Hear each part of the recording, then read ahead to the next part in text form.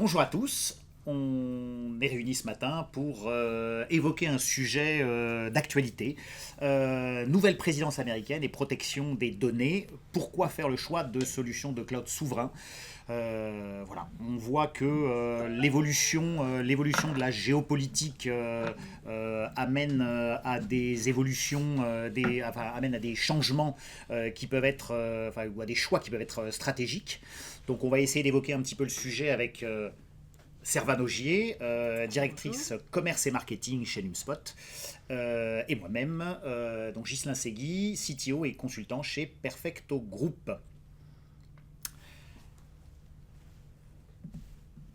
80%. 80%, c'est un chiffre qui est important. La fameuse règle des 80-20, etc. 80%, c'est surtout la part de marché des acteurs, des GAFAM dans le marché du cloud.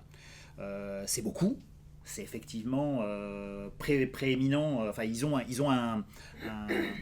une part proéminente au sein de ce marché qui est en très forte croissance. On voulait aujourd'hui, avec l'arrivée de Donald Trump au pouvoir, faire un petit tour d'horizon sur différents critères pour voir un petit peu ce que ça va changer. On voulait aborder trois thèmes majeurs autour de cette problématique et de la gestion des données. D'une part, les risques qu'il peut y avoir au niveau réglementaire, parce qu'il y a effectivement des problématiques liées à la partie réglementaire. Les risques de dépendance technologique. Et on terminera sur des problématiques liées à tout ce qui est guerre économique et ce que ça va changer dans les prochains mois.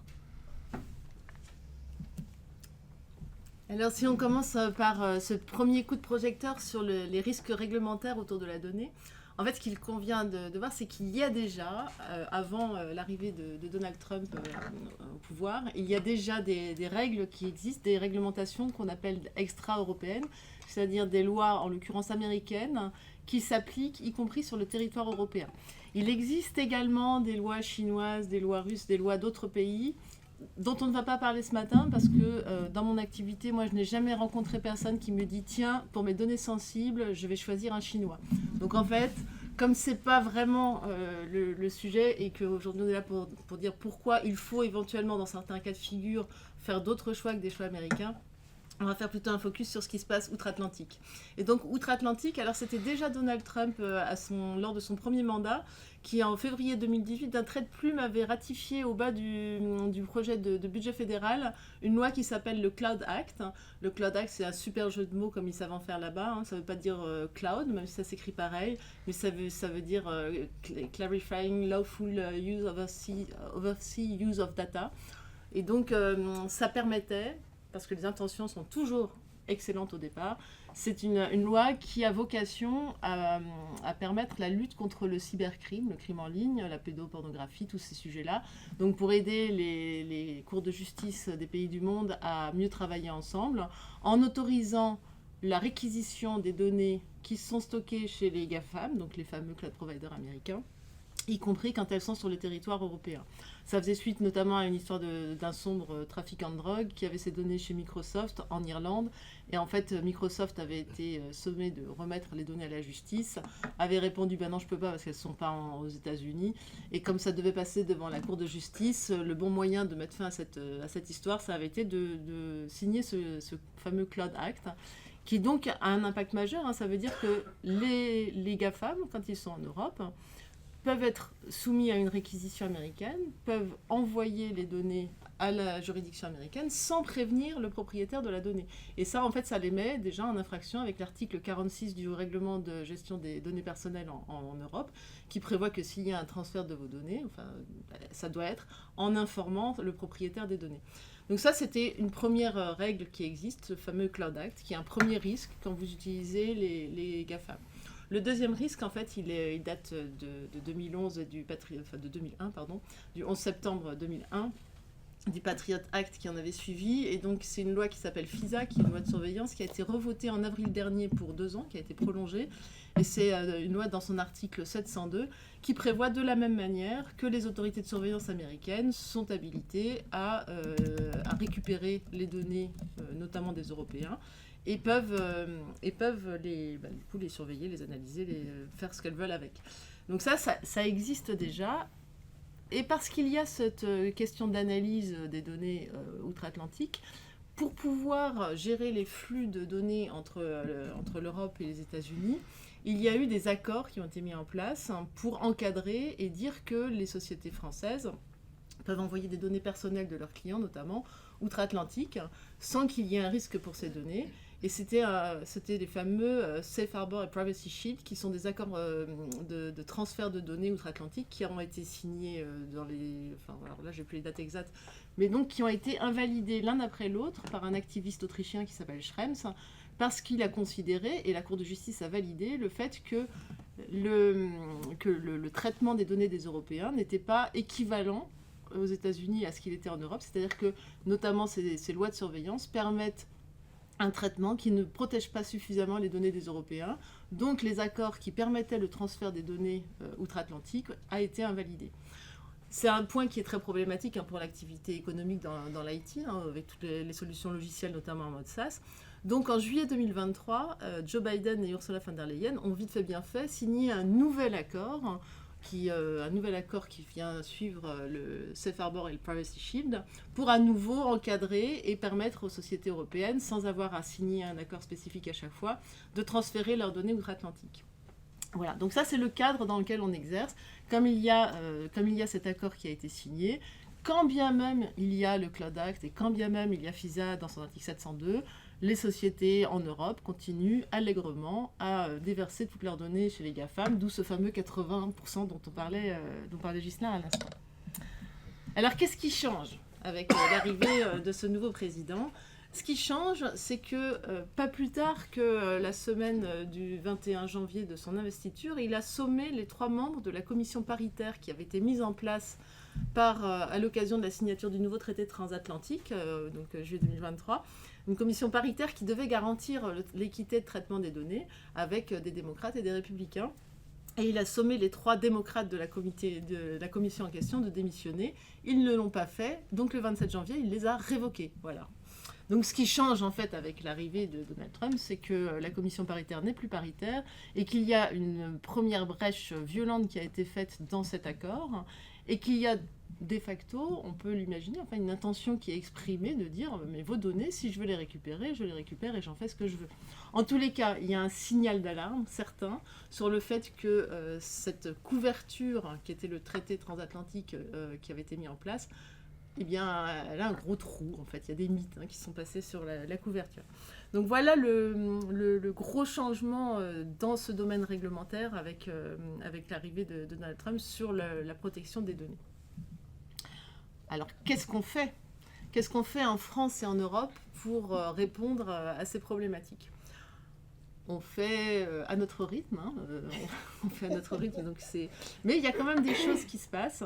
Il y a dans le domaine réglementaire pas mal de sujets. Il y a, alors au niveau européen, il y a des lois qui ont été mises en place, qui sont le Digital Market Act, le Data Act. Donc il y a des lois européennes qui viennent réglementer la place des plateformes, qui viennent obliger à la protection des données.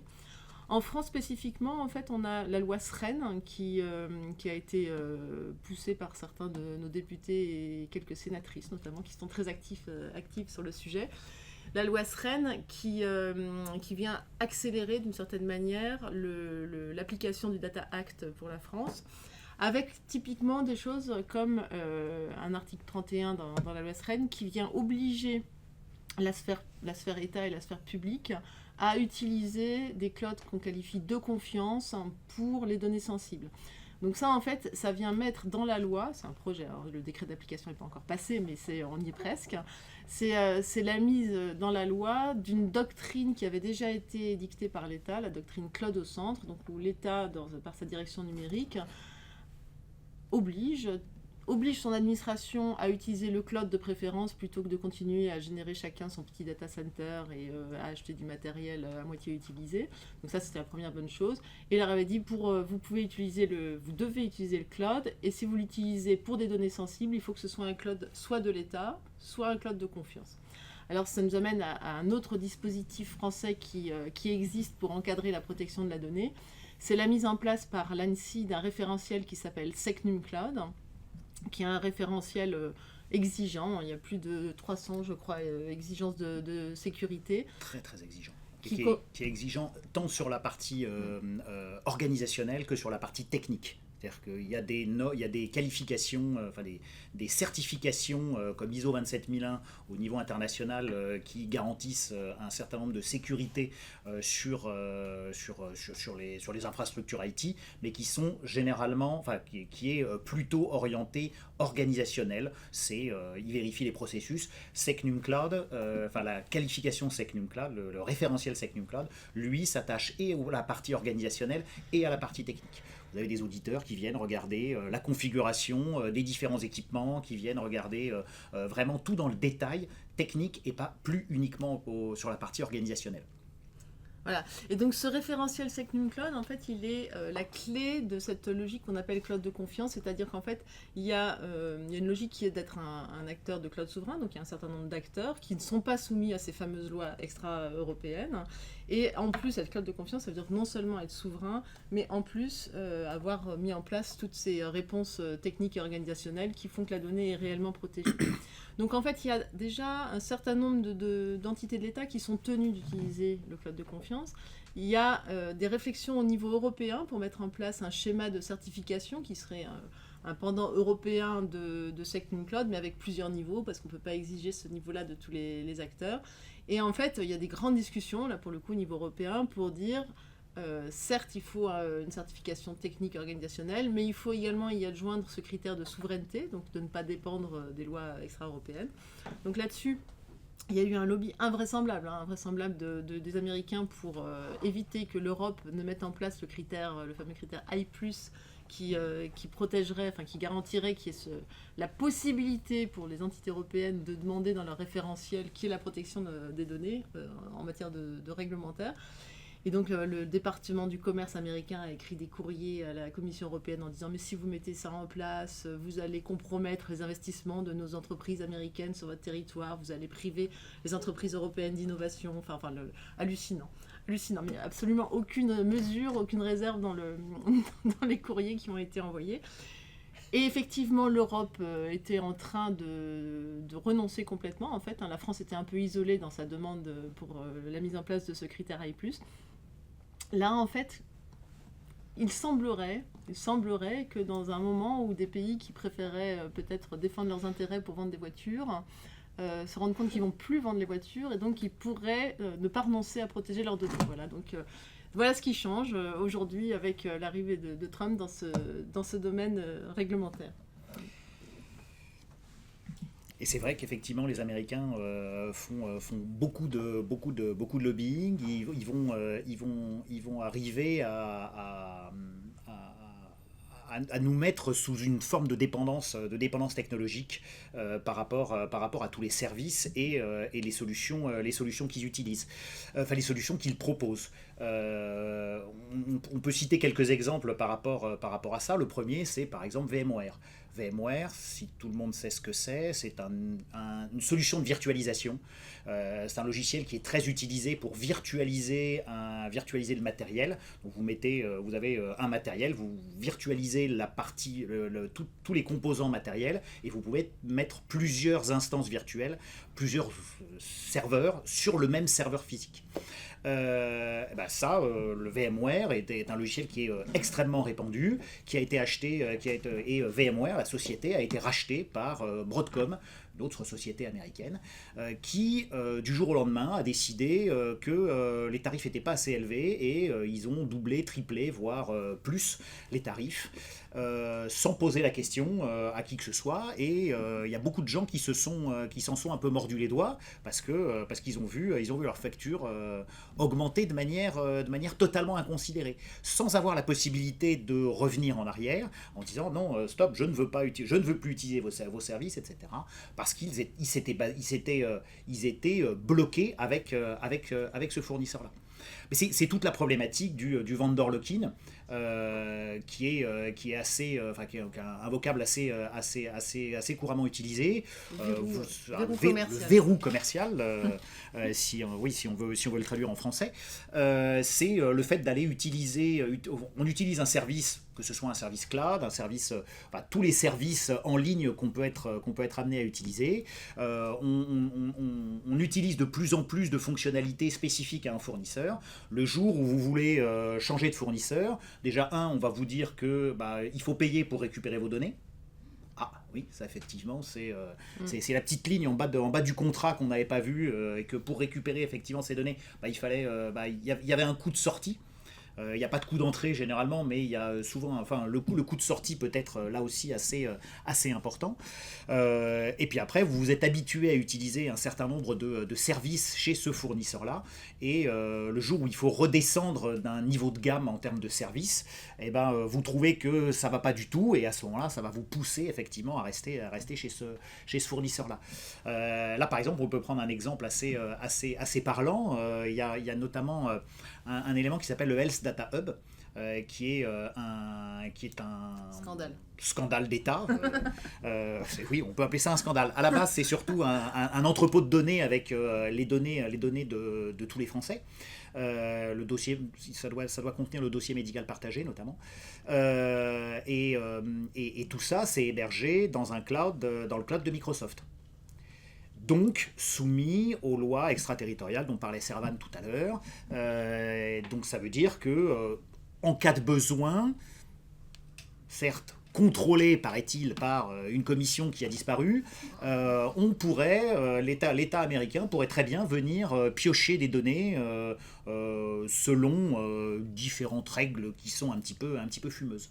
Donc dans ces conditions, quand le groupement qui gère le Health Data Hub a voulu migrer, ils avaient des exigences qui étaient extrêmement élevées en termes de services, et en disant mais regardez, les fournisseurs français ou européens ne sont pas en capacité de me fournir le même service que les fournisseurs américains, donc je reste là-bas.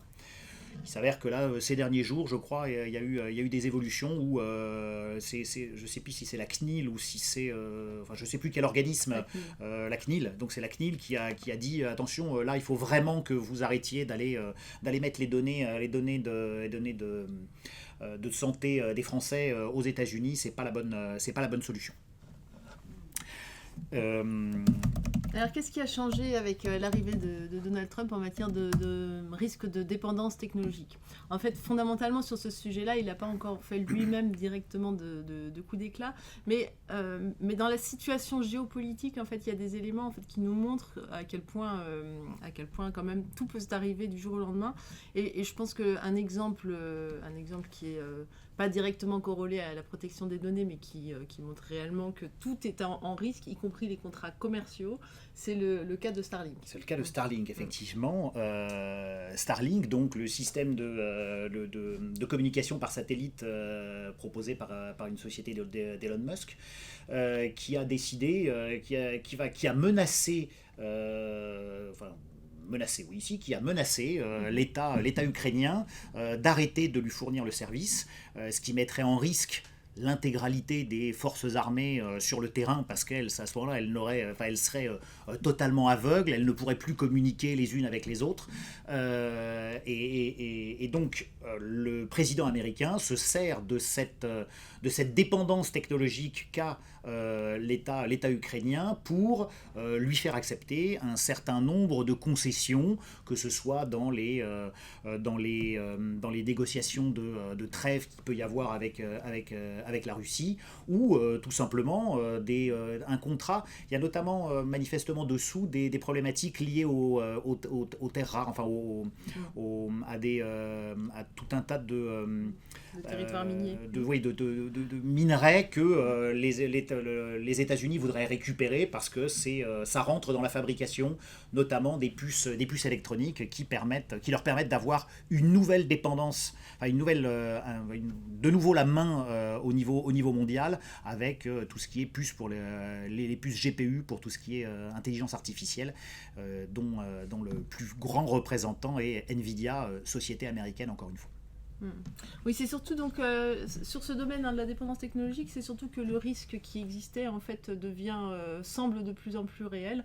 C'est pour ça aussi que l'Europe est en train de se dire qu'il est temps de remettre en place une défense européenne, que tous nos pays voisins qui avaient préféré acheter des avions de chasse américains se disent que finalement le fait que la dépendance pour les avions de chasse américains, c'est que les armées européennes qui les achètent n'ont pas la maîtrise de la maintenance des logiciels de fonctionnement de l'avion.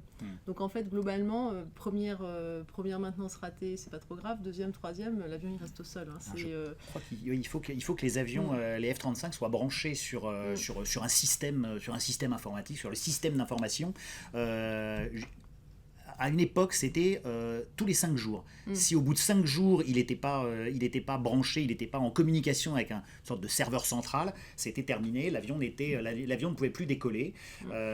Ça a posé... les États-Unis ont accepté de repousser ça à 90 jours.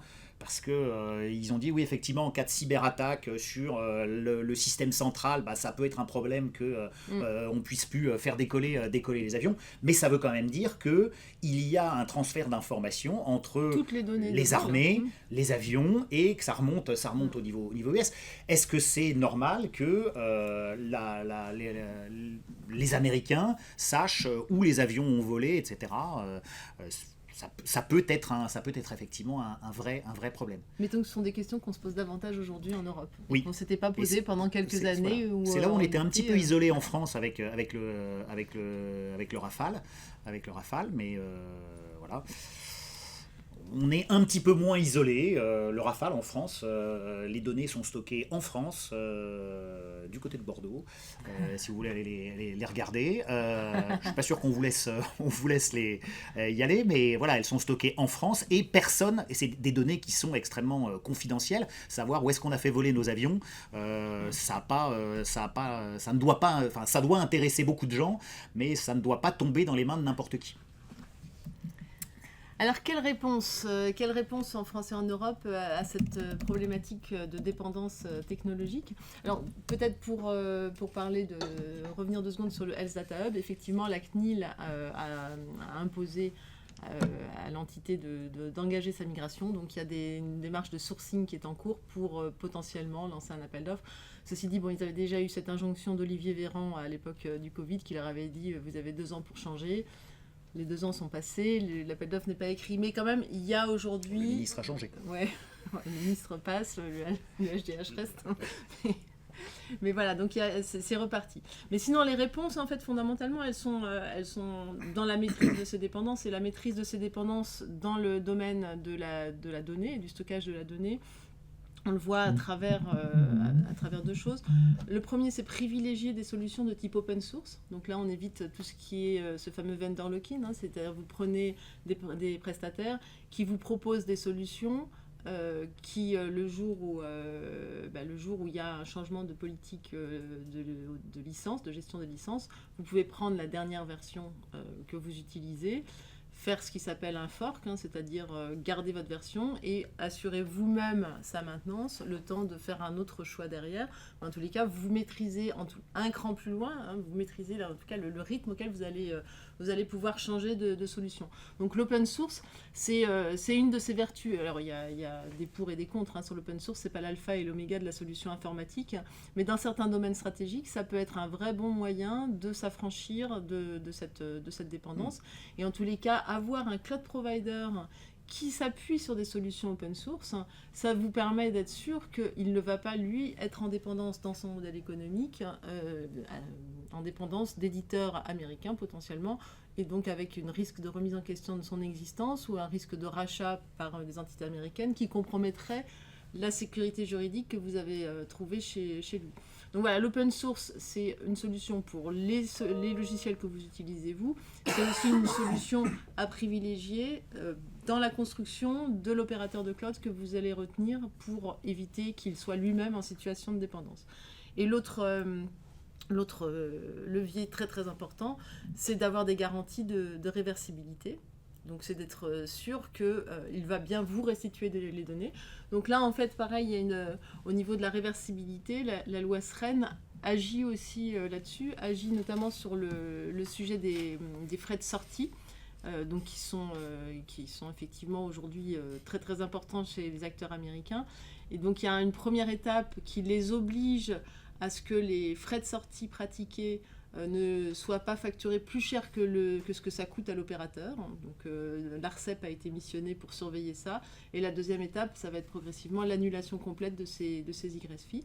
Donc les opérateurs américains ont commencé à se mettre, les GAFAM ont commencé à appliquer ces règles-là, mais avec leur méthode, c'est-à-dire qu'il faut vraiment lire jusqu'au bout le dernier alinéa. C'est-à-dire que si vous sortez complètement, ils vont les annuler. Si ils ne vont pas vous les facturer, si vous sortez juste une partie de votre activité, ils vont continuer à vous les facturer.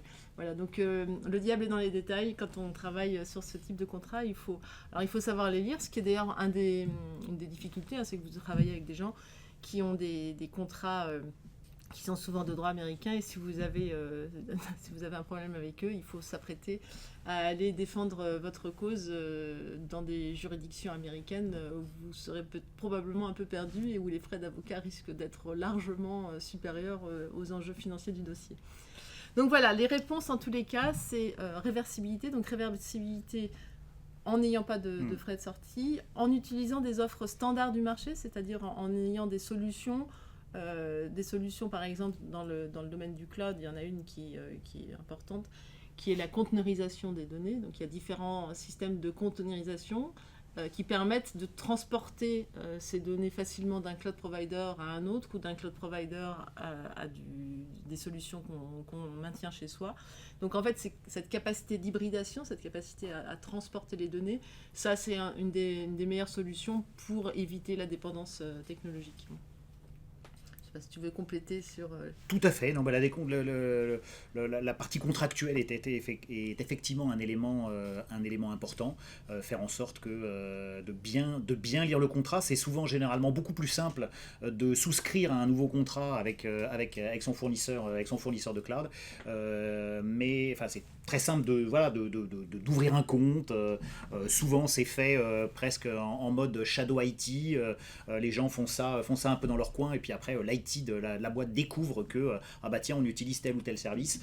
Il y a quand même des problématiques effectivement à utiliser ces fournisseurs. Il faut bien lire effectivement même les petites lignes du contrat. En tout cas, les lignes sur la réversibilité sont des éléments intéressants, parce que les augmentations de prix aussi, par exemple, arrivent un peu n'importe quand.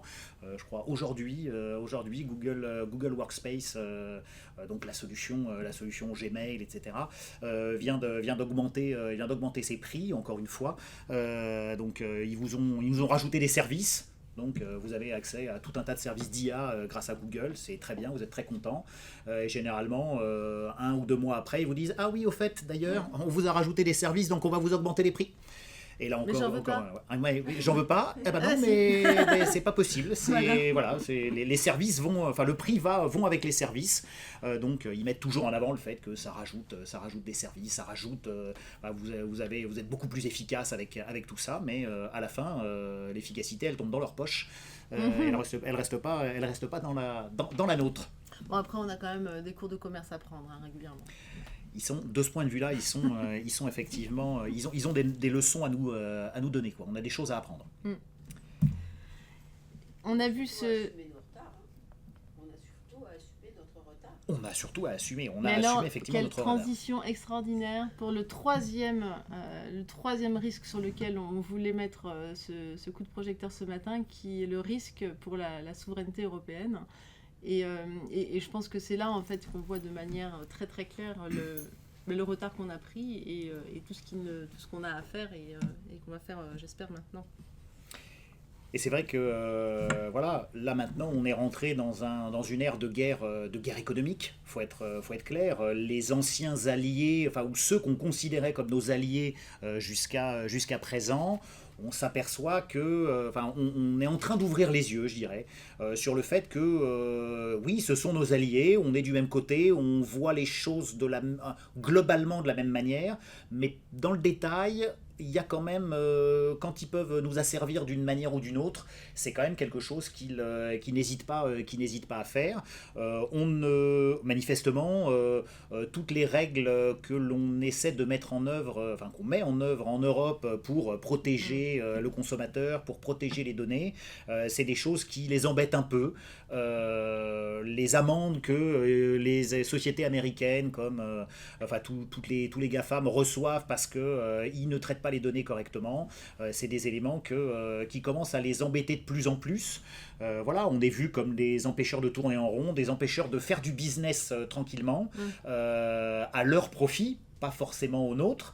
Ils récupèrent nos données, ils récupèrent les clients, ils récupèrent tout ce qu'ils veulent. Et de ce point de vue-là, il faut faire effectivement extrêmement attention. Et on est dans une forme de vassalisation de l'Europe. On commence à être à la merci, ou en tout cas fortement dépendant, mais ça c'est des éléments dont on a parlé jusqu'à présent, fortement dépendant de toutes les sociétés américaines.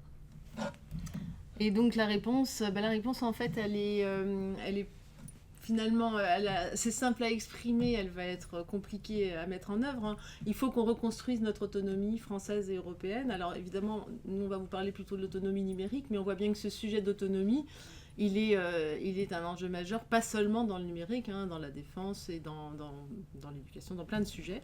Mais aujourd'hui, donc, si on parle du numérique, reconstruire cette autonomie, ça veut dire quoi ? Ça veut dire se doter de moyens. Alors, les moyens, ça ne va pas forcément être du jour au lendemain, toute la chaîne informatique, hein, mais moi je crois beaucoup aux petits pas déjà, et au fait que étape par étape, ça va marcher. Et ça marche aussi si tout le monde est acteur de cette démarche. Donc là, la semaine dernière, il y avait la DINUM qui organisait la journée L'État dans le nuage. Donc c'est une journée au cours de laquelle ils présentent l'avancement, le panorama, qu'est-ce qu'ils ont fait depuis 12 mois par rapport à l'utilisation du cloud. Il y a 2 ministres qui sont venus à cette journée. C'est pour vous dire que le sujet du cloud et de l'autonomie de la France dans un domaine aussi crucial que le cloud, ça intéresse nos ministres. Il y avait Clara Chapaz qui est intervenue le matin. Donc elle est ministre du numérique, c'est un peu dans ses attributions évidentes. Oui, c'est son domaine. Qui a eu un discours très très clair pour dire, alors c'était une journée, les participants c'était des entités publiques essentiellement, pour leur dire que chaque euro qu'elles investissent dans des cloud providers ou dans des sociétés, des services numériques français et européens, sont des euros qui vont contribuer à reconstruire cette autonomie numérique. Donc certes aujourd'hui, il n'y a pas d'obligation pour la sphère publique, il y a une incitation, il y a une obligation pour un tout petit périmètre des données hypersensibles, mais pour le reste, ils font comme ils veulent. Mais il y a une vraie incitation de la ministre à y aller parce que tout ce qu'ils vont faire, il y a des choses, c'est un espèce de gros mot dans le commerce, de privilégier une société française, parce qu'on est soumis au code de l'Organisation mondiale du commerce, donc Donc il faut qu'il y ait une libre concurrence. Et d'ailleurs, il ne s'agit pas de priver ni la sphère État, ni les entreprises françaises des innovations qu'apportent les GAFAM, hein. Encore une fois, ils ont fait progresser le marché du cloud d'une manière... ils l'ont créé déjà, hein, ce marché, et puis ils l'ont fait progresser.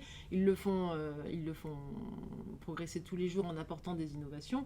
Donc en fait, il ne faut pas renoncer à ça, hein. Il s'agit juste de l'utiliser en ayant conscience des risques qu'il comporte, et donc en maîtrisant ces risques, et en maîtrisant ses dépendances. C'est-à-dire qu'il y a des sujets sur lesquels vous pouvez y aller les yeux fermés, d'autres sur lesquels il vaut mieux privilégier d'autres solutions parce que vous allez protéger vos données. Et puis un jour, peut-être que ces autres solutions européennes seront effectivement complètement au même niveau, et la question ne se posera plus d'aller chercher la dernière petite solution innovante chez AWS et consorts, parce que vous en trouverez d'aussi innovantes dans les cloud providers français et européens. Ce n'est pas encore complètement le cas, même s'il y a déjà beaucoup de solutions innovantes qui sont disponibles chez les cloud providers français et européens. Donc il y a... Mais si aujourd'hui on n'utilise pas, si aujourd'hui l'État ou la sphère État ou même les Européens n'utilisent pas leurs propres solutions, ça ne fera pas progresser les choses. Aujourd'hui, à la limite, tous les acteurs du cloud, de la gestion des données, etc., n'ont pas forcément besoin de financement, ils ont besoin de clients.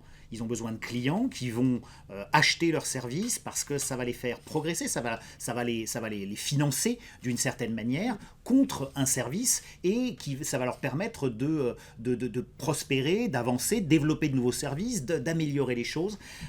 Et donc ça, c'est effectivement quelque chose d'extrêmement important. On parle de privilégier, je ne sais pas s'il faut privilégier, mais il faut avoir peut-être une attention particulière vis-à-vis des solutions que peuvent proposer les entités françaises ou européennes à minima pour les aider à progresser. L'État américain, plutôt AWS, a fourni un cloud spécifique à l'État américain. Qui a généreusement financé. De commandes, hein. Voilà, qui a généreusement financé une partie en passant des commandes ou en garantissant qu'il y allait y avoir des commandes qui seraient passées sur ce cloud dédié à l'État.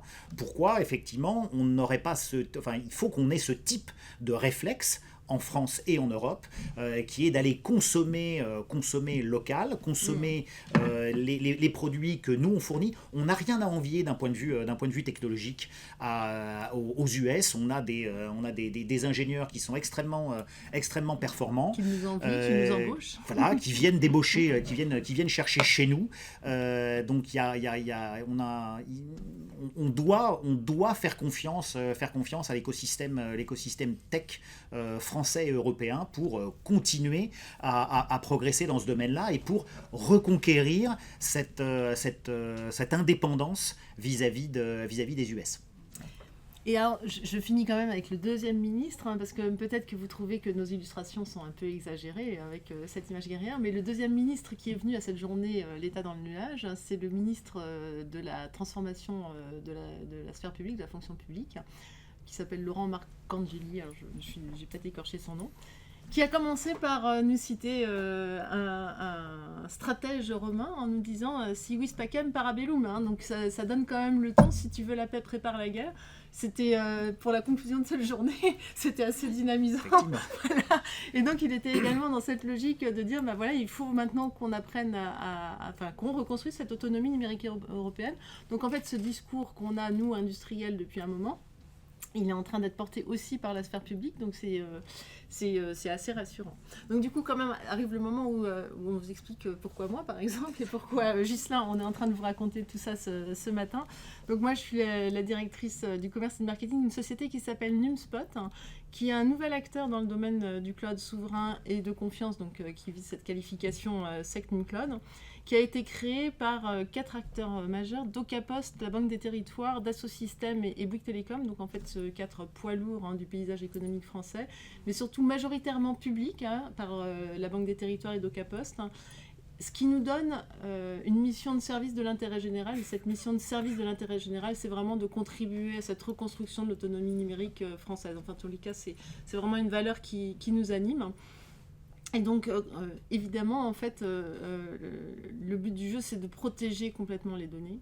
Et en même temps qu'on protège complètement les données, de faciliter l'utilisation du cloud. C'est-à-dire que toutes les données, alors il y a 80% de parts de marché chez les GAFAM aujourd'hui, mais il y a surtout 80% des données dans les entreprises et administrations qui sont encore on-premise, c'est-à-dire qui sont encore dans les serveurs des entreprises, qui n'utilisent pas le cloud pour des raisons de confiance en général. Et donc le but du jeu, c'est de leur donner des outils qui leur permettent d'utiliser le cloud en confiance et en facilité, c'est-à-dire sans avoir justement à choisir entre l'innovation et la confiance. Donc on a créé NumSpot en 2023.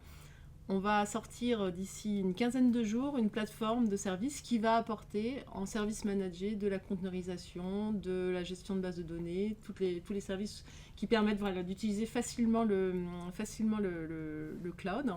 Et donc en garantissant les plus hauts standards de sécurité, donc en allant chercher ce fameux SecNumCloud, en s'appuyant sur Outscale qui nous apporte déjà une infrastructure qualifiée SecNumCloud, qui est donc un de nos partenaires qui est aussi au bureau de la colline, avec évidemment des données qui restent localisées en France dans des data centers en région parisienne, qui réduit au maximum les dépendances. Donc en fait, tout le socle de notre infrastructure est construit majoritairement sur de l'open source. Mais cet open source, on le propose aussi dans les offres qu'on met à disposition. Donc par exemple, en conteneurisation, on va proposer un service Kubernetes Vanilla. Voilà, donc là, on rentre dans les sujets techniques, mais c'est le standard open source du marché, dans cette logique de garantir la réversibilité. Voilà, et donc une protection complète contre les lois extraterritoriales. Et donc ça, en fait, pour vous faciliter à tous les utilisateurs qui veulent utiliser le cloud, on le fait évidemment avec des partenaires, parce que l'utilisation du cloud, même si on met des outils en place, ça reste un sujet compliqué. Et dans nos partenaires précieux, nous avons Perfecto. Voilà, et Perfecto, effectivement, on est très sensible à toutes ces problématiques de gestion des données, et donc on est en capacité d'accompagner nos clients vers des solutions où le respect des données, le respect de la localisation des données, vers la confidentialité des données est quelque chose d'important. Donc on est en capacité de migrer des solutions, de migrer des infrastructures qui sont chez le client vers des installations dans le cloud, en prenant en compte toutes ces problématiques de souveraineté de la donnée au quotidien, tout en garantissant les performances et la sécurité de manière générale des infrastructures qui nous sont confiées. Donc voilà, on travaille effectivement de manière extrêmement fréquente avec NumSpot, et c'est pour ça qu'on était ce matin. Déjà plusieurs clients et plusieurs plateformes. Et on a déjà effectivement un certain nombre de clients, notamment dans la sphère État. La mairie de Nantes, par exemple, Nantes Métropole, est hébergée par notre intermédiaire chez NumSpot. La mairie de Brest, l'association du service civique, l'agence du service civique, donc qui gère le service civique des jeunes, ou l'ERAFP, qui est l'établissement, alors ça c'est un peu moins connu, l'établissement de retraite additionnelle de la fonction publique. C'est pas forcément quelque chose de très pointu, mais voilà, il y a des données effectivement assez sensibles, et donc ils nous ont confié effectivement la gestion de leur plateforme chez NumSpot, pour ce respect de la confidentialité des données. Voilà. Et est-ce que vous avez si vous avez des questions, merci d'avoir écouté ce que nous avions à vous dire ce matin, et si vous avez des questions, ce sera avec grand plaisir. Sinon, je désigne quelqu'un pour poser une question. Des raisons qui peuvent conduire un pays comme la France à être dans une telle vassalisation technique, parce que on vient nous shipper nos ingénieurs, on a d'excellentes écoles d'ingénieurs, et on n'a pas. Donc la raison, c'est quoi? Alors, je pense que c'est pas une raison. Je crois qu'il y a une multitude de raisons depuis des années qui font que on s'est retrouvé dans cette situation. La première, c'est que d'abord, on était dans une situation de partenariat, Et en fait, ce risque, cette dépendance, vous utilisez un jour un premier service, un jour un deuxième, vous vous rendez pas compte que finalement, vous ne pouvez plus vous en passer. C'est-à-dire qu'en fait, les structures informatiques des entreprises se complexifient. Vous avez un jour utilisé un morceau, il se retrouve au cœur de votre stratégie. Et au moment où vous l'avez choisi, en fait, vous ne vous posiez pas, enfin, on se posait, enfin, tous pas la question. Hein, c'était pendant des années, c'était innovation d'abord, hein, et le sujet de la maîtrise venait après.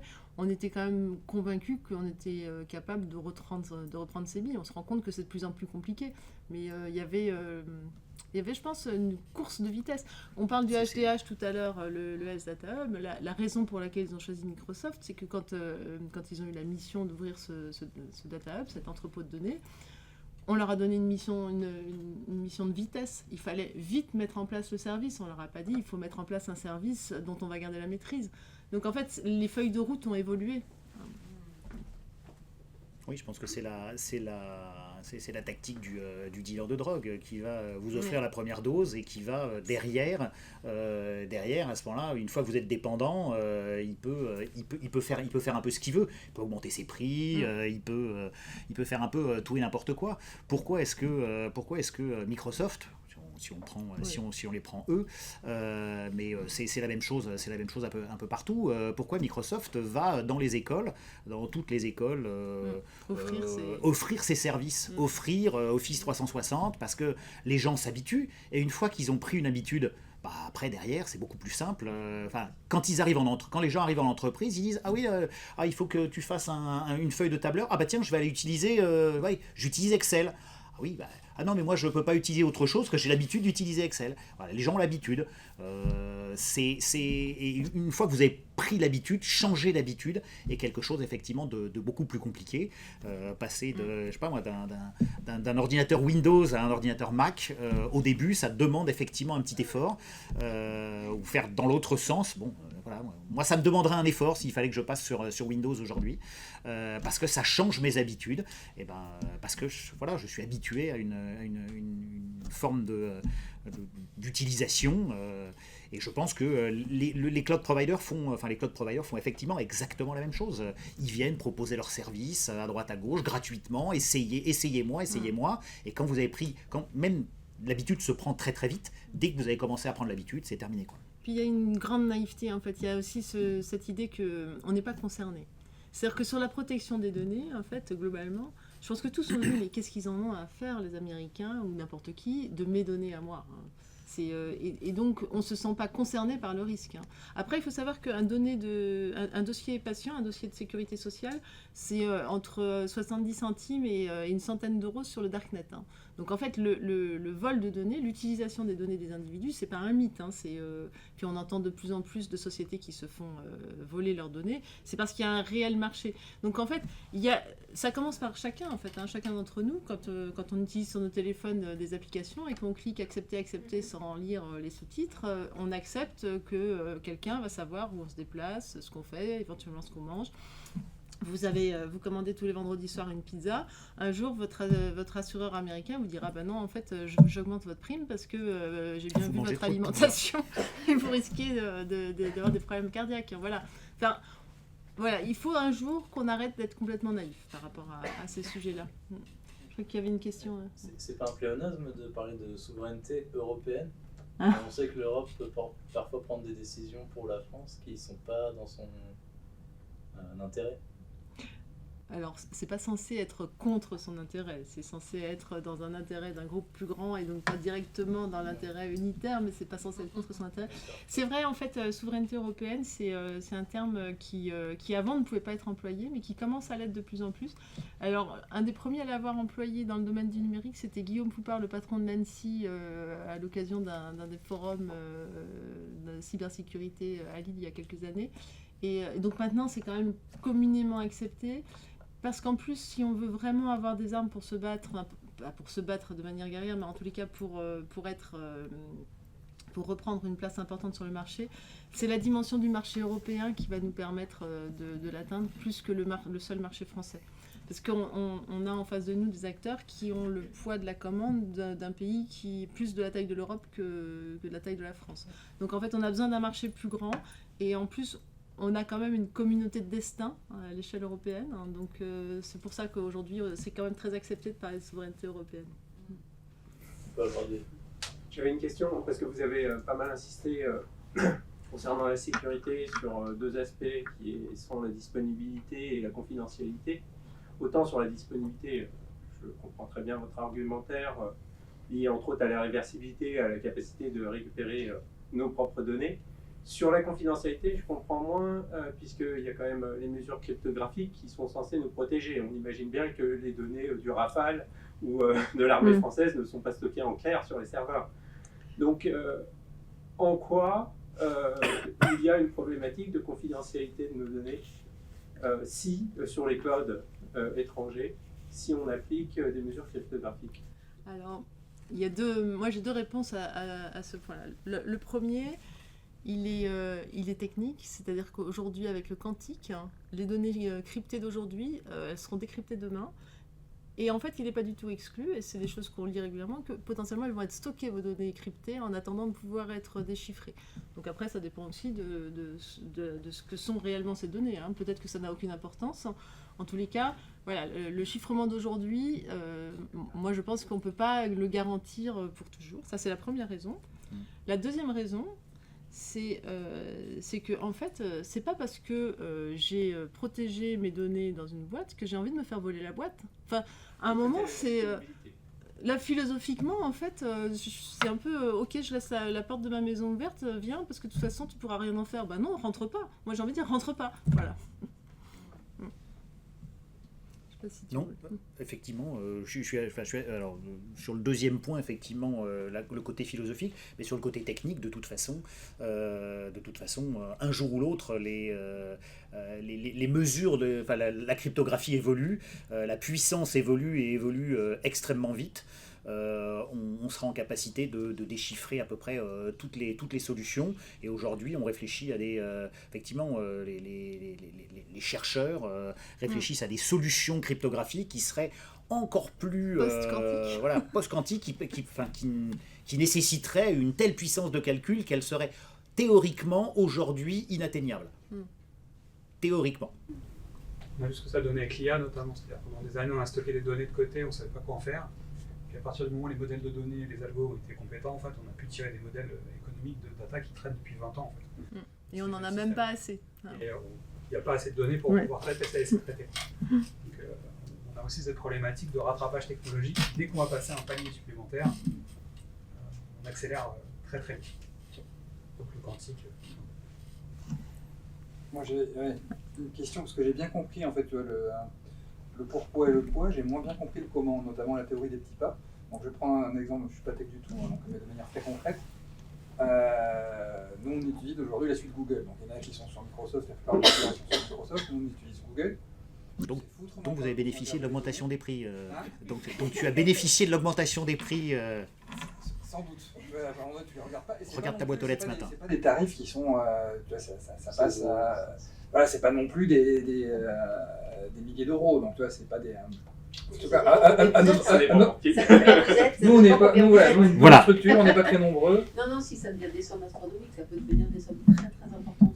Quand on a tout cumulé, les Google Suite, les IA, puisqu'il en faut plusieurs. Ouais.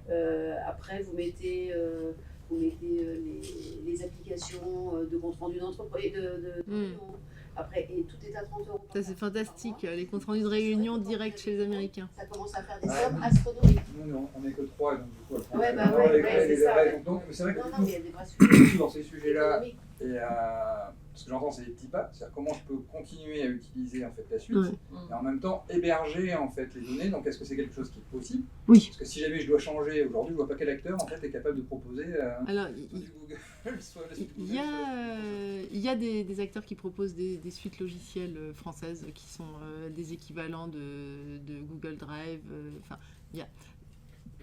Après, en fait, il y a des annuaires en fait, il y a des annuaires des solutions françaises, un annuaire qui s'appelle Solène par exemple. On pourra vous donner les liens vers ces solutions-là. Après, en fait, il y a une avance, en fait. Il y a une avance sur la facilité d'utilisation et sur l'intégration des solutions. Donc, en l'occurrence, la politique des petits pas, c'est peut-être de les stocker, de faire un backup, les données de backup, de les stocker dans un cloud de confiance. Voilà. C'est-à-dire que les données, elles sont... par exemple, alors pour Google Cloud, je suis moins au courant, mais quand on utilise Microsoft 365, les données ne sont pas stockées. Les données, elles sont sauvegardées pendant un temps, mais en fait, si vous avez une attaque informatique, vos données, en fait, vous n'aurez pas les premières données, et donc vous ne pourrez pas récupérer la donnée avant qu'elle ait été vérolée. Donc en fait, il y a des solutions qui permettent de sauvegarder, de créer un backup de vos données Microsoft 365 dans un cloud de confiance. Nous, on en a par exemple des solutions comme ça, si ça vous intéresse. Mais voilà, ça, c'est un petit pas possible. Un petit pas, ça va être d'utiliser pour certaines données qui sont particulièrement, enfin pour les logiciels que vous utilisez en mode SaaS, de vérifier où elles sont stockées, avec qui travaille l'éditeur de logiciels. Mais je pensais aussi au petit pas par rapport à l'autonomie numérique en général, c'est-à-dire que nous, là, on vous a parlé de la partie cloud, donc infrastructure as a service, plateforme as a service. Derrière, il y a la question du matériel. Et pour le matériel, il y a des démarches qui sont entreprises à l'échelle européenne pour relancer des forges pour les semi-conducteurs, pour recréer des matériels. Enfin, aujourd'hui, ça vient de Chine ou des États-Unis, essentiellement de Chine, d'ailleurs, le matériel. Donc voilà, des États-Unis, avec Nvidia. Au niveau voilà, du donc matériel... on n'est pas encore... l'indépendance, c'est pas pour demain. Mais par contre, l'idée, c'est d'avoir, pour chaque sujet dont on dépend, d'avoir un levier pour pouvoir faire un bras de fer à peu près équilibré. Et puis il y a la suite, enfin tu parles de la suite Google, ça peut être aussi de prendre un service, le service, il y a certains services qui seront que tu peux localiser effectivement en France, que tu peux prendre un autre service qui peut-être à réduire le prix de ta solution Google Workspace et inclure un autre service externe. Alors ça demande effectivement peut-être un petit peu plus de configuration, un petit peu plus de gymnastique pour passer de l'un à l'autre facilement. Il n'y aura pas la même intégration, mais au fur et à mesure, migrer les services et pour peut-être au bout d'un moment s'en passer complètement. Du coup, il y a une logique de ROI, on a parlé effectivement. Il y a quand tu ne payes pas trop cher, quel intérêt, parce que du coup, mécaniquement, ça veut faire du temps, de l'argent, et donc pour une entreprise comme la mienne, ça ne vaut pas le coup. Il y a une souveraineté de la donnée, il y a une capacité effectivement à ne pas être coincé. C'est-à-dire que c'est le même, ça va être, je dirais que c'est un peu le même principe que l'assurance. L'assurance, ça sert à rien de payer une assurance tant que t'as pas de problème. Le jour où tu as un problème, tu es bien content d'avoir payé une assurance quand l'assurance te rembourse. Ça, c'est un autre problème.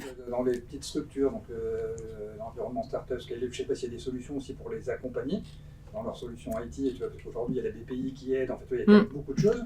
Là, j'ai l'impression que le sujet est important. Et moi, nous, on n'est pas propriétaire. On utilise par contre des outils. Donc, effectivement, on a Google et la suite Google. Après, on a Tally, tu vois, et en bootstrap, les outils entre eux. Donc, c'est quelque chose quand même donc avec des API où on fait parler des systèmes Notion, Tally. Donc, il y a pas mal d'acteurs, en fait, qui sont des acteurs Typeform, tu vois, qui sont des acteurs aussi européens. Mm-hmm. Et je ne sais pas aussi, tu vois, dans le comment tu les sensibilises eux, je ne sais pas où ils hébergent leurs données. Nous, on se repose en disant les gars, ils font le taf. Oui. Donc, c'est des mais déjà donc voilà en fait comment on est arrivé à la situation. on se repose. Mais peut-être tous les uns sur les autres. Voilà, peut-être que la première chose, c'est de cartographier un petit peu les risques. Quelles sont les données qui sont les plus importantes à ton niveau et se renseigner auprès des fournisseurs où se trouvent ces données sur la sécurité au sens large qui est utilisée, qui est appliquée à tes données. Est-ce qu'elles sont stockées en Europe? Est-ce qu'elles ne sont pas stockées en Europe? Est-ce que la société est américaine? Est-ce qu'elle est soumise au Cloud Act ou pas? Est-ce que les lois extraterritoriales américaines s'appliquent? Tu vois, ne serait-ce que pour savoir un petit peu quels sont les dangers dangers auxquels tu fais face par rapport à la gestion de tes données. Et peut-être qu'après, il y a des situations où tu vas dire non, ça ok, très bien, c'est quelque chose, j'accepte qu'il y ait un risque là-dessus parce que c'est quelque chose qui n'a pas un caractère ultra confidentiel. Ou parce que par contre, sur le temps reste, que je gagne voilà. est plus important. Enfin voilà, il y a parfois des très bonnes raisons. Mais à minima, il faut peut-être avoir une cartographie de ces risques et avoir conscience de ces aspects-là et ne plus être naïf par rapport à... c'est une naïveté globale, c'est pas une naïveté de toi en particulier. Les Américains qui disent tiens, on va prendre un acte et puis c'est comme ça. Moi je dis dans le comment, c'est-à-dire que si jamais il y a un vrai sujet de souveraineté européenne, à un moment il y a la 1, moi c'était super parce que j'ai appris plein de choses en fait, tu vois. Donc, mais il y a le côté, donc, je pense qu'on n'est pas suffisamment... Merci beaucoup, en tout cas c'est super intéressant. Merci. De rien, merci à vous. Merci d'être venu. On n'est pas suffisamment informé, donc sensibilisé sur ces sujets-là. Et puis après, il y a des sujets où j'ai le sentiment en fait, que tu peux aussi être un peu plus directif.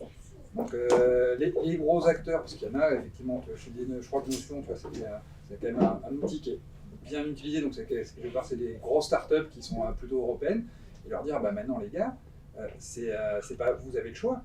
C'est que vous devez faire en fait et donner un peu comme le font les Américains. Donc vous devez stocker toutes les données en fait dans un cloud européen. Oui, Pourquoi on ne pourrait pas arriver là-dessus? On a beaucoup du mal avec l'obligation. Par exemple, si on voit Doctolib, on a parlé du HDH Ouais. qui est public, mais Doctolib qui est une société privée, Doctolib s'est construit sur AWS. Mais parce qu'en fait aujourd'hui c'est un sujet. Alors les startups quand elles utilisent AWS, ont des crédits de consommation et ça les aide à se lancer. Sauf qu'effectivement, ils savent plus sortir en fait. C'est une refonte complète de leur architecture. Il y a aussi le sujet de la montée en puissance des startups, c'est-à-dire qu'il y a aussi l'étape de petite entreprise qui va accélérer, qui va devenir intéressante et qui va être rachetée par un acteur américain. On a souscrit, comme on parlait de VMware tout à l'heure, on a souscrit avec une société qui respectait peut-être très bien les lignes. Le jour où elle est rachetée, en fait, ça part chez AWS, chez Google. Et finalement, en fait, là où on avait dealé, avec une volonté de faire correctement les choses, on se retrouve coincé avec un opérateur qui a été racheté par un américain. Donc, finalement, on change de notion légale. C'était aussi le troisième point, qu'est-ce qui te garantit en fait qu'à un moment tu vas rentrer chez un acteur et que tu vas faire des choses et quand les Américains vont dire ah bah tiens, je vais la racheter. C'est pour ça que je mets en avant et que c'est un sujet important pour nous d'avoir un actionnariat majoritairement public. Ça fait partie des éléments de réassurance en fait. Tu vois, il y a eu une époque où il y avait quand même beaucoup d'entreprises qui ont été nationalisées par rapport à ce type de logique. Donc, moi, par rapport à ce qui est évoqué là, je m'interroge sur la nationalisation peut-être européenne avec des participations dans certaines entreprises en disant bah là c'est systématique. Parce que sinon, il n'y a pas de. Si ça reste privé, rien n'interdit en fait d'être racheté par des boîtes. Non, c'est sûr, rien n'interdit. Le choix d'un acteur européen et souverain, ça va contribuer à ce que le marché émerge, à ce que le marché grossisse. Et si le marché grossit, en fait, les acteurs seront de plus en plus solides, auront moins de risques de se faire racheter. Mais individuellement, c'est toujours privilégier la réversibilité, c'est-à-dire rester maître de vos données, rester maître de votre destin. Même si les réserves de cash chez les GAFAM font qu'ils sont capables de racheter à peu près n'importe qui. Mais la France. Ils pourraient racheter l'État français complet.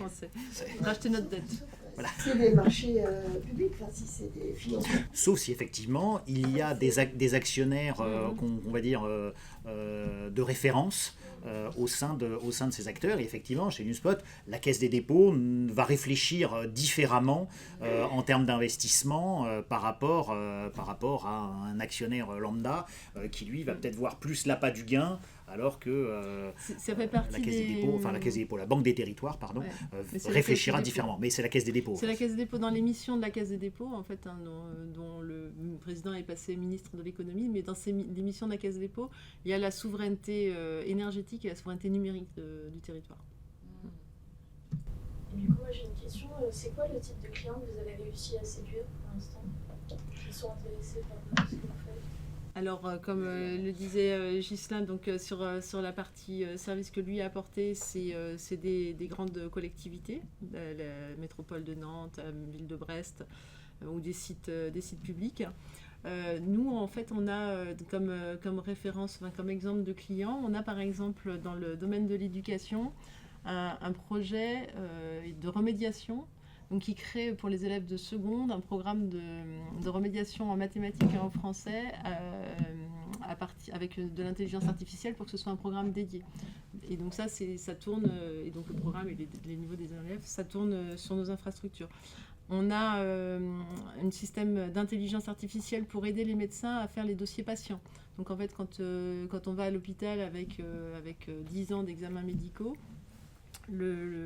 la solution permet de prendre les 10 ans de bilan de laboratoire, compte rendu dans tout genre, et de faire une synthèse propre, vraiment spécialisée médicale, pour que le médecin puisse faire la prise en charge du patient sans avoir à tout relire et à tout examiner.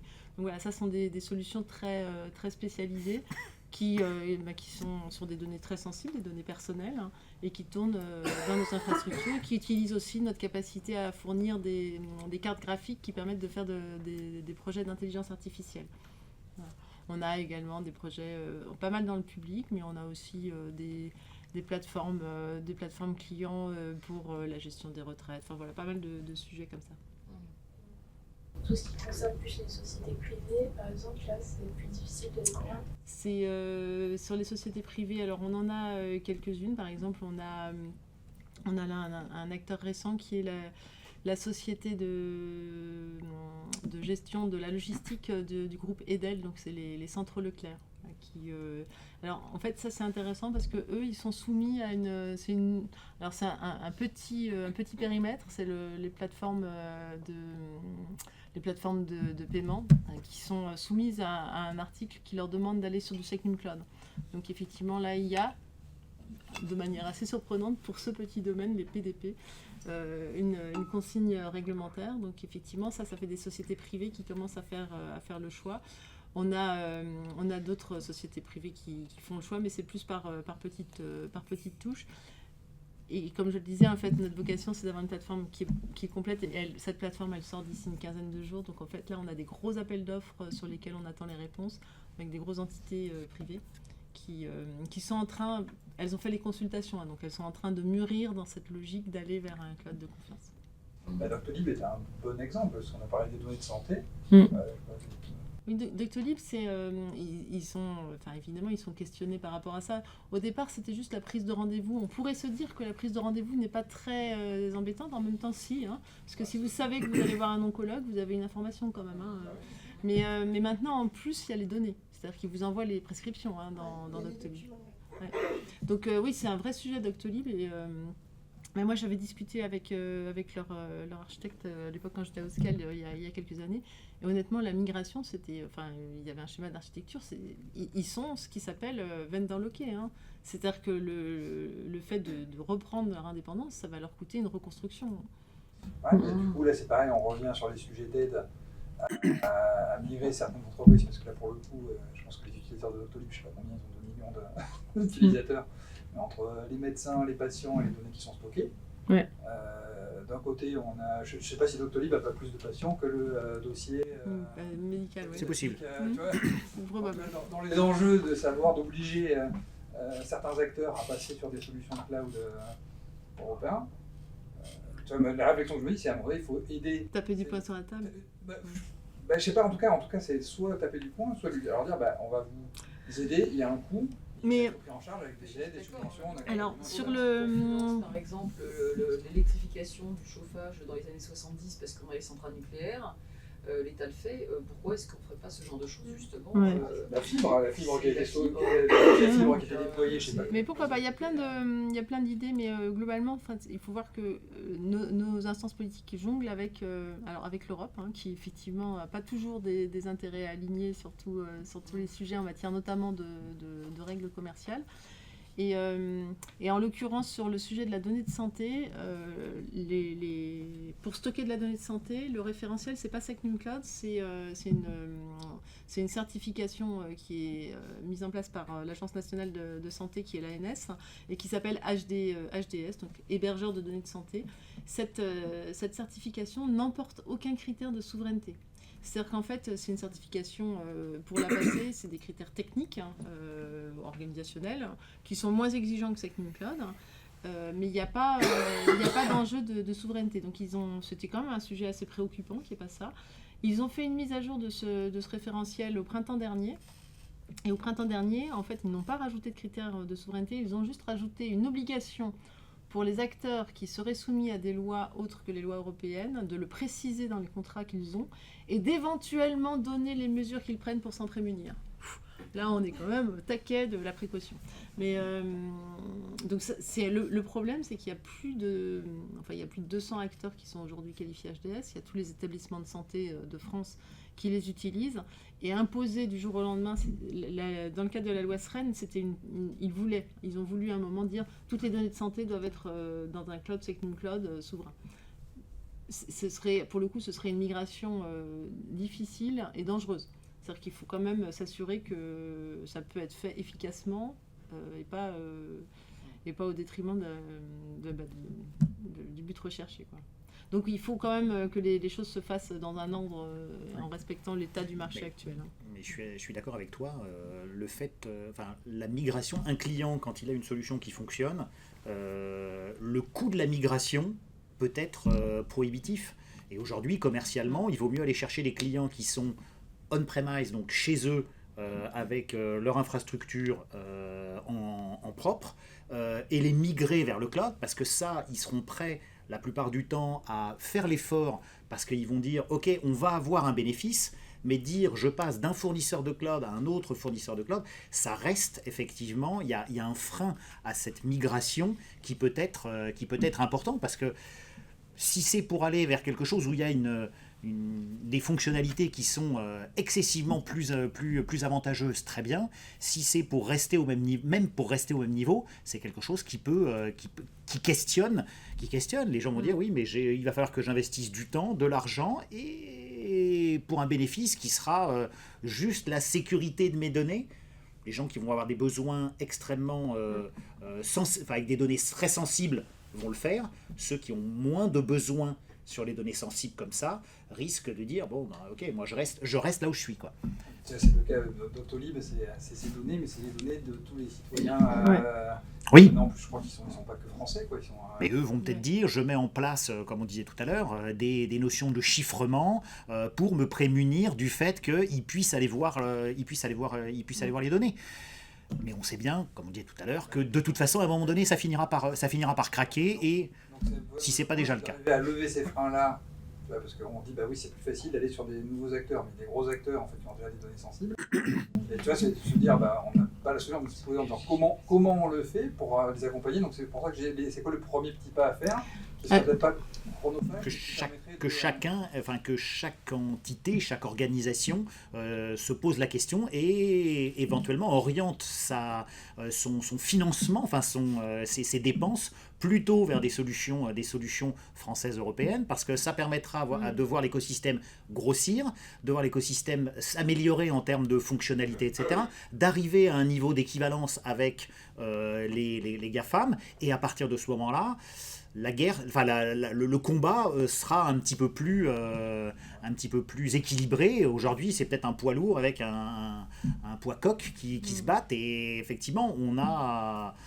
La message, moi, je crois pas que si le point, c'est juste de sensibiliser, en disant, tu vois, donc même si les gens le comprennent, l'intérêt en fait à le faire compte tenu de tout ce que tu es négatif sur les gens, Julien. Non, si, en fait, les gens vont comprendre à force. Je rappelle, 80% des données ne sont pas encore dans le cloud. Le marché est à prendre. Donc le fait de dire maintenant, attention, pour vos projets, il ne faut pas aller n'importe où, c'est pas, la messe n'est pas dite, sinon je rentre chez moi et... Mais non. On est déjà installé. Oui, alors en fait, c'est effectivement, mais c'est pas notre cible commerciale. Notre cible commerciale, c'est pas d'aller récupérer des clients chez les données GAFAM. qui sont chez les GAFAM. La cible commerciale, c'est d'aider celles qui sont encore on-premise à venir dans le cloud, dans un bénéfice d'innovation et de confiance, donc avec facilité, d'où la nécessité d'avoir des outils qui le facilitent, Parce que notre intime conviction, c'est qu'une fois que vous avez commencé à utiliser un cloud de confiance pour les données qui étaient plus particulièrement sensibles, alors le jour où votre projet, là à côté, vous êtes en train de faire un refactor, enfin de refabriquer votre application pour la faire évoluer, vous allez vous dire pourquoi je la laisse là-bas, je peux la mettre avec le reste. C'est-à-dire qu'aujourd'hui, on attaque par le sujet des données sensibles avec la conviction que si on tient notre promesse de facilité, notre promesse d'innovation et de sécurité, il n'y a pas de raison, et de compétitivité économique, ce qui est aussi un des enjeux majeurs, c'est que non seulement il faut être innovant, il faut être sécurisé, mais il faut être compétitif économiquement, et on l'est, parce qu'on est sur un cloud public, qu'on facture à la seconde, à la minute, enfin donc on a toute la souplesse des pratiques des cloud providers américains, et en même temps on a la possibilité de faire des programmes de réservation qui permettent de diminuer les coûts, et on est benchmarké, donc on est aligné d'un point de vue tarifaire sur les cloud providers américains. Donc on est compétitif économiquement, et ça c'est vraiment super important, parce que ça aussi c'est un argument en fait, sinon ça passera pas. Mais donc voilà, il faut arriver à prendre les sujets qui aujourd'hui sont encore on-premise, les faire porter sur nos infrastructures. Et après, en fait, le cloud, c'est un marché de boule de neige. C'est-à-dire, en fait, on arrive avec un petit sujet, et si tout se passe bien, ça grossit, et on utilise les infrastructures pour d'autres projets à côté. Et après, il faut revoir, parce que j'entends la stratégie commerciale, parce que moi, je me souviens qu'on avait créé l'application. C'est-à-dire que comme après, j'ai mon téléphone Google, donc je pense que mécaniquement, parce qu'on est obligé de passer par eux pour que l'application soit téléchargée sur le smartphone. Et on a reçu immédiatement un crédit de, puis c'était $100,000 en fait. Ouais, la loi SREN va interdire les clés. Ouais, exactement, donc après c'est comment toi tu luttes contre cette première drogue, tu crées quelque chose. Et mais la loi SREN va interdire les crédits. Va limiter, enfin interdire ou limiter en tout cas fortement les crédits, parce que justement c'est un vrai sujet de dépendance. Bien. Eh ben, merci à tous.